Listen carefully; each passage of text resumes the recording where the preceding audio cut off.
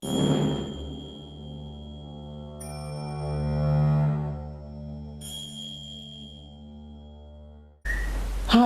I am Berdhanya.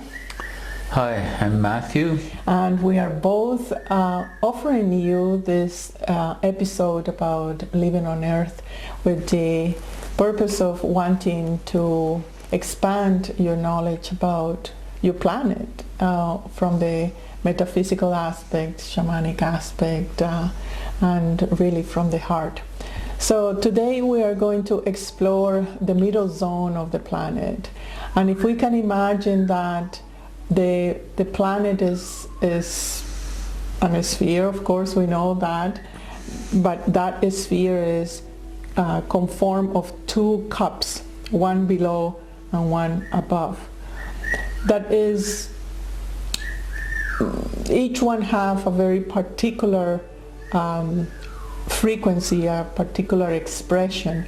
We know that the north have a much more mind-oriented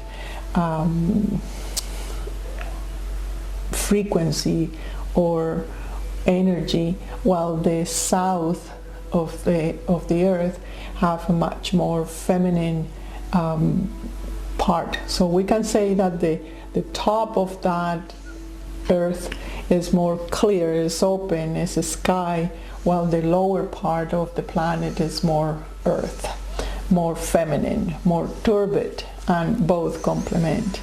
And what we're focusing today is about that ring right in the middle, that we call it the equator, that we call it the place where everything gets stabilized, and that is part of our own anatomy as well. It's part of our biology on the below and the above, and to determine our own equator in relationship to the planet is very transformational. So today, thank you, Matthew, again for being with us, and we were talking about exploring one of the sites that we had been representing. The places on the equator, of course, there's the country of Ecuador, and off the coast of Ecuador there's the Galapagos Islands, which we were really fortunate enough several years ago to do a trip there, a pilgrimage. Such a phenomenal place. Well, both Ecuador and Galapagos. Galapagos, as you know, it's been isolated for thousands and thousands of years.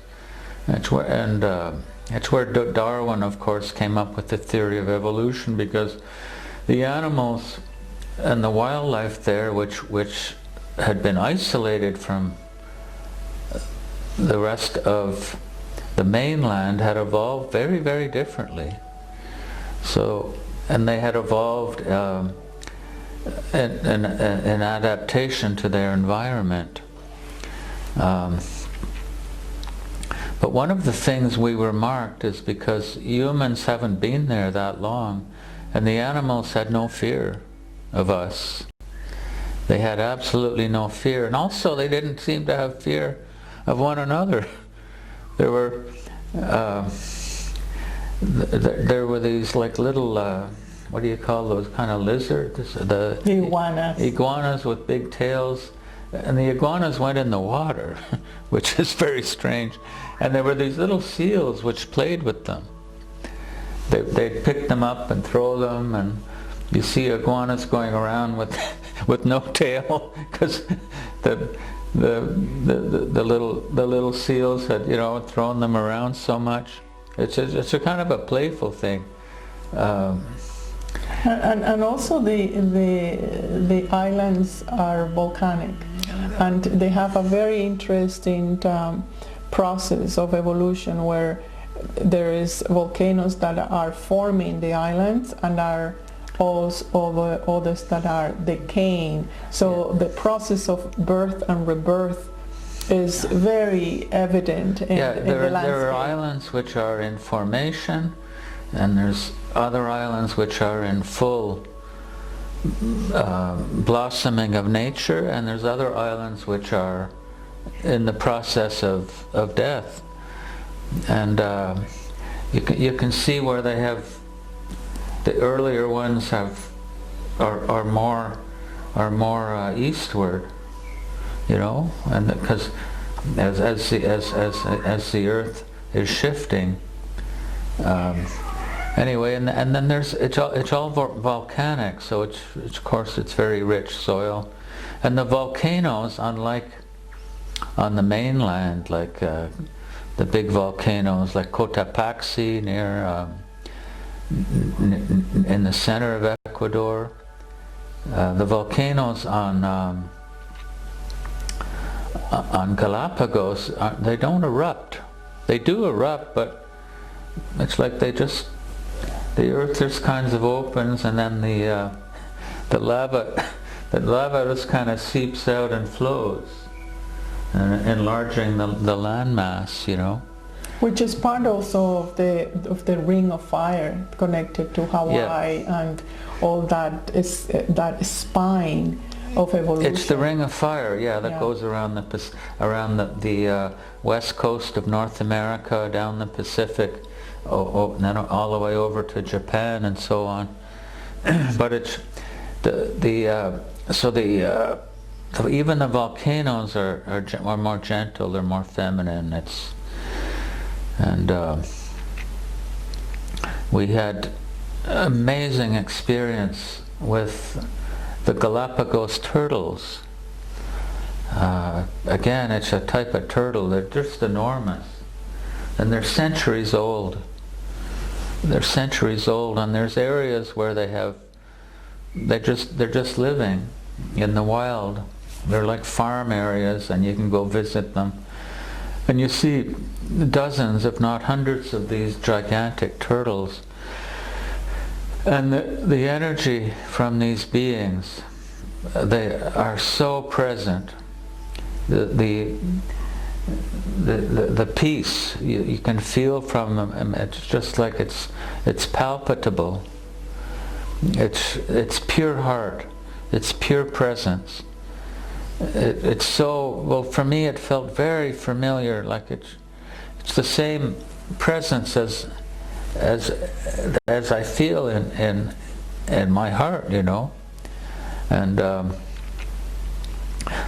was amazing. And often when we're doing journeys or at different moments, they come back. That when that energy is evoked, the turtle again is present. So again, that's the ancient energy of Mother Earth. That's the primal energy of Mother Earth. That's why native cultures regard a turtle as Mother Earth. It's the goddess of Earth, because that energy of these beings, these turtles, and Earth is one and the same. So that was an amazing. And it's very structural, because when we think of the two cups, the image of the two cups, and in the middle that energy of absolutely hard. And if you study all the countries or all the landscape around the globe that are corresponding to this point zero of the equator, where you're not in the north, you're not in the south, the heart is very predominant, either corrupted, abused, like in the zones of Africa and so on, but you see certain ring that is able to connect the sphere, and is the place where you are rotating the quickest in the sphere. It feels the most, but at the same time is where the heart, the center, the epicenter of the earth really is, and the richness of those of the countries or the landscape that fall into that is really indescribable. And many of the races that are in other in parallels aspects, they dwell in there. Like if you see in the Amazon, I have experiences where the Amazonian Yeti is where the dolphins come in the evening and turn into a man. All those rich iconographies that dwells around the ring come from the heart. Is that imaginary aspect that gives the imagination, it gives the dream, it gives the hope, it gives the structural birth of what you're calling the mother. So the circle around the earth to go around it in the equator is quite profound and enriching for the heart to maintain certain stability. You are not above, you are not below, you are in the ring of the heart. Yeah. So Galapagos had so many teachings. We have a book on that called Imagination. Yeah. It had been closed in and overcast when we arrived, and we walked up around the rim of a crater, and when the fog did dissipate, we were on the edge of this gigantic crater, and you could see little areas down below where it had just been smoking, and it hadn't really erupted it had been a few years already since it had erupted, but shortly after we left, it did erupt again, and that was so amazing to see that portal directly into the center of Earth, and we were just standing on the edge, looking down into the center of the Earth, So I imagine that today you're gonna lead us towards Galapagos. Yeah, we'll go to Galapagos. All right. And don't have a problem going there because it's still so rich in my imagination. And imagination really is the doorway to sight, to seeing. It's the doorway to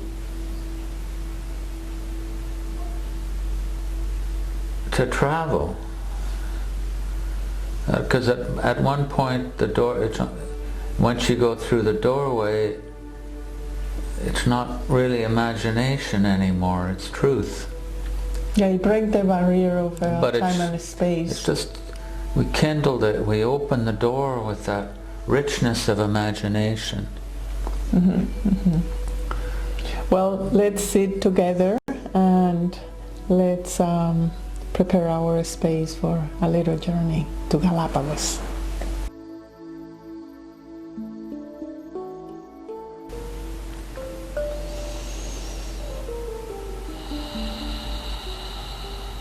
So as we sit with our spine straight,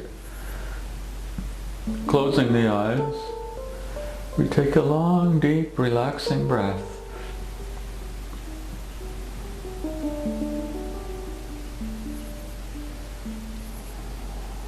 And exhale. And continue.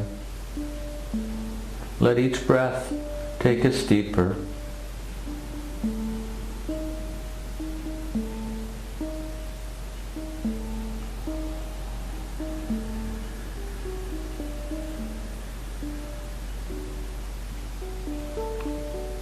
Long, deep breath.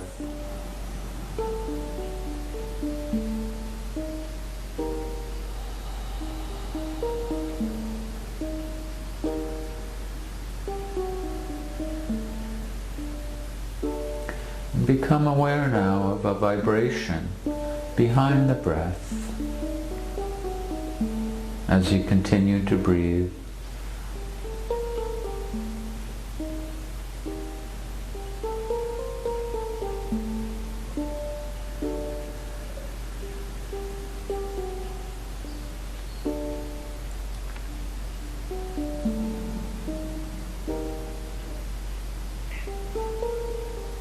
Feel the peace in this vibration.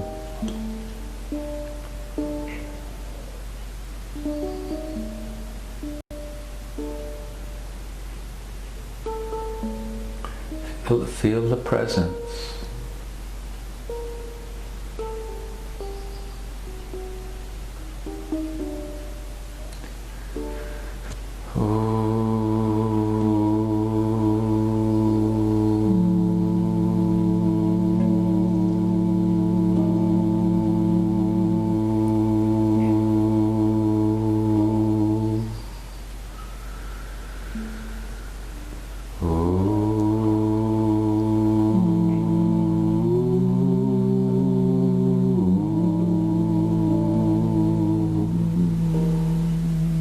Imagine we're walking.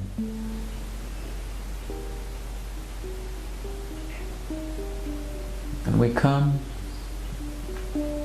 to an entrance of a cave.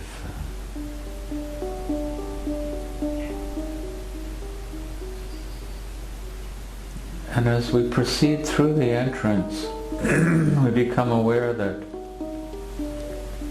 it's not really a cave at all. It was just a threshold between the worlds.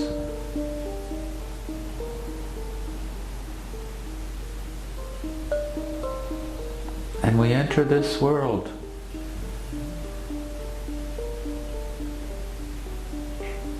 And we walk upon the rocks. We walk around upon the volcanic rocks as we overlook the sea, the oceans.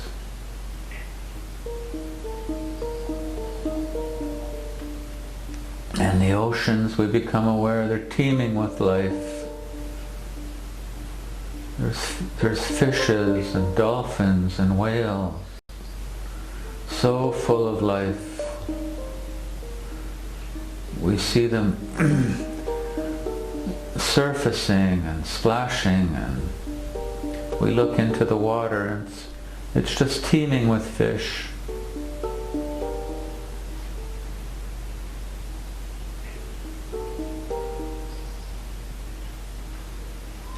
And we walk upon the brittle volcanic rock, and we walk upon a hillside, and it becomes more and more and more green.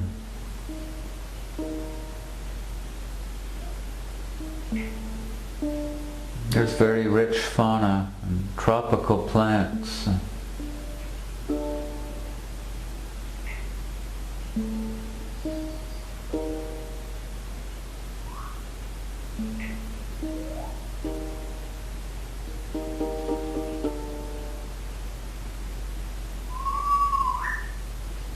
And in the distance we see a steaming volcano.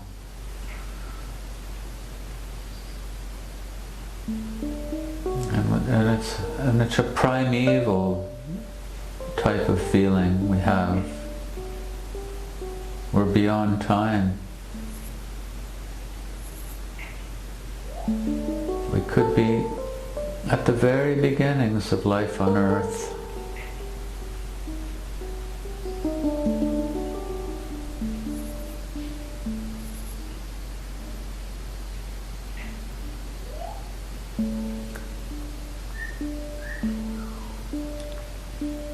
And we see the signatures of all the different animals that have existed, from the fishes and the dinosaurs and all the bird life. They're all present with us. We are the memory of Earth, of life on Earth, in all her stages.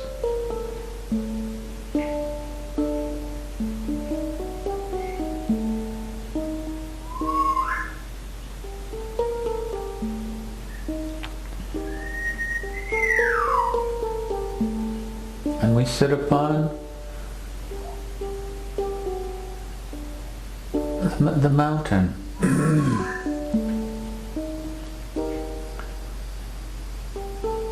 We're surrounded in all directions with different stages of life.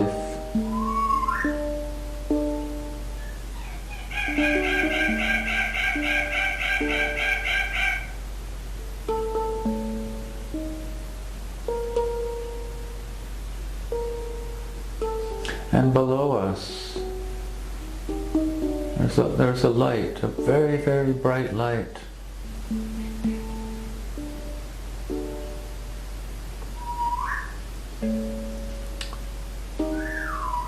It's like we're at the top of a volcanic dome. And we look down into the fire. And we enter through this volcanic dome into Earth.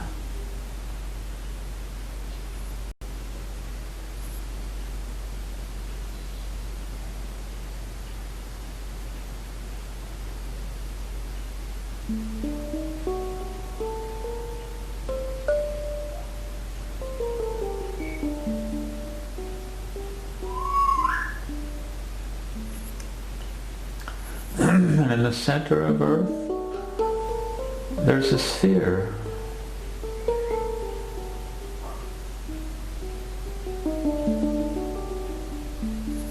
And it's like another Earth.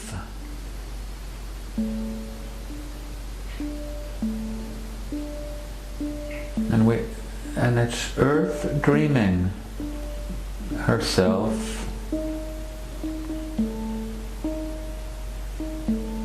Dreaming life.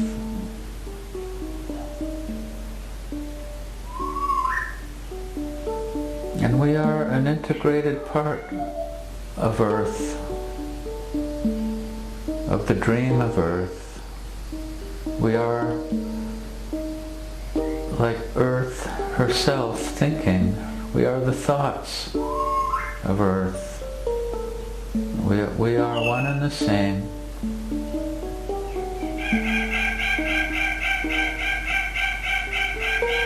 And we continue to breathe this deep, deep presence.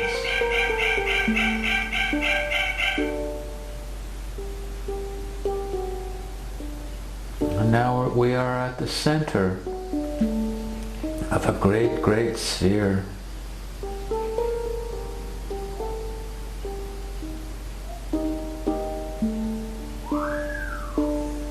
And then our location dissolves and we become the sphere. The sphere is everywhere and everything all at once.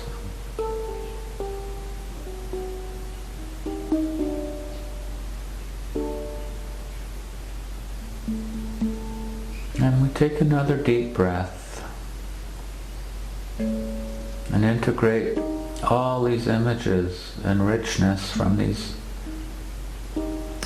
journey into our body, into every cell of our body.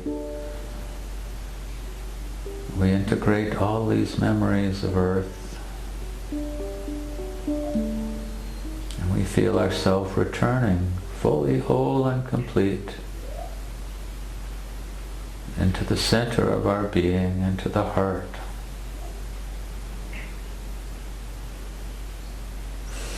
And so be it.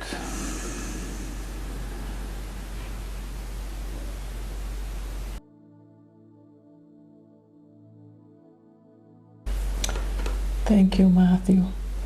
You took me wild into a very relaxing place.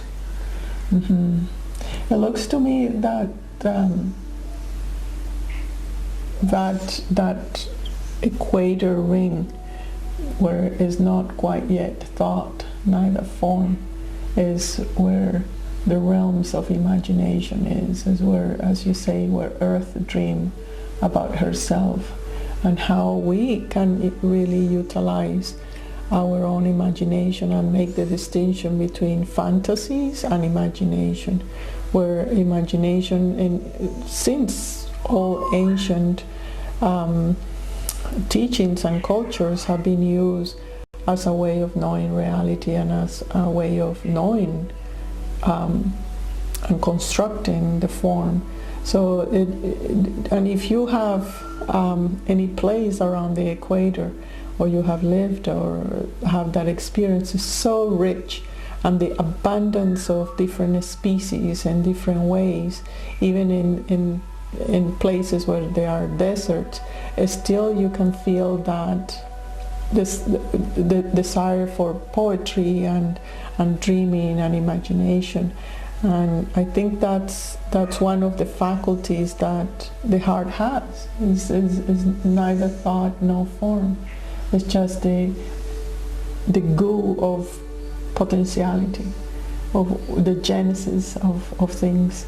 Yeah. And as I remember well, the teachings that are actually now in a book now called Imagination, it was about the power of the blood and the feminine relationship with the moon cycles, and how we initiate life within ourselves and in the planet. This is beautiful teachings. Yeah. Yeah. It's, imagination. It seems to be how we create life. Yeah, a formative experience. Yeah. Where ancient peoples dreamed the world and the glory of it, and were content to dream. Mm-hmm. We still are dreaming our life, our universe, our world, and when we become aware of that it's our dream, that the game changes. It's no longer the outside versus us, but it's the outside is us, and we're generating it, we are creating it in our belief, with our belief about who we are and what our potential is, whether it's exalted or diminished. It reflects our belief. And this is what. And we have talked about how the information in the body is projected outside, forming what we see as the present and the future. But really, the future is that place where everything begins through imagination, through a certain probability. When you hear your own impulse of the heart, and sometimes it's wild, and you say, that can I do that? And in the moment you start imagining that your own potentiality can evolve, you are constructed, you are being creating, and you create, and obviously the planet does that for herself. So it's a beautiful way to walk in the planet, by knowing the emanations and the probabilities that Mother Earth gives to us in each location.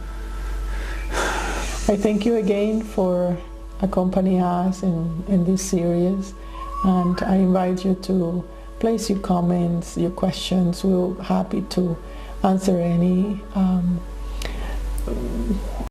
questions you may have, and I'll see you in the next episode. Until then, bye-bye. Bye.